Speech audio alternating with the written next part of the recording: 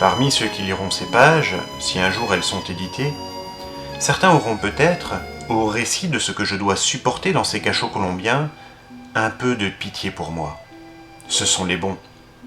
Les autres, les cousins germains des 12 fromages qui m'ont condamné, ou les frères du procureur diront « C'est bien fait pour lui.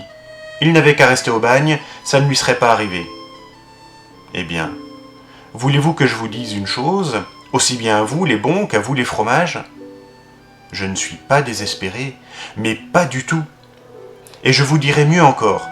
Je préfère être dans ces cachots de la vieille forteresse colombienne, bâtie par l'Inquisition espagnole, qu'aux îles du Salut, où je devrais être à l'heure actuelle.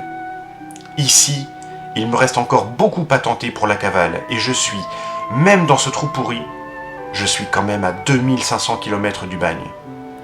Il va falloir qu'ils en prennent vraiment des précautions pour arriver à me les faire refaire à l'envers. Je ne regrette qu'une chose. Ma tribu Guarira, Lali et Zoraïma, et cette liberté dans la nature, sans le confort d'un civilisé, mais aussi sans police ni prison et encore moins de cachot. Je pense qu'à mes sauvages, il ne leur prendrait jamais l'idée d'appliquer un supplice pareil à un ennemi, et encore bien moins à un homme comme moi qui n'ait commis aucun délit envers les Colombiens. Je me couche sur la planche et fume 2 ou 3 cigarettes au fond de ma cellule pour que les autres ne me voient pas fumer.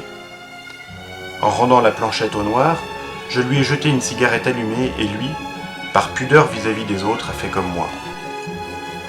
Ces détails qui paraissent un rien ont à mon sens beaucoup de valeur.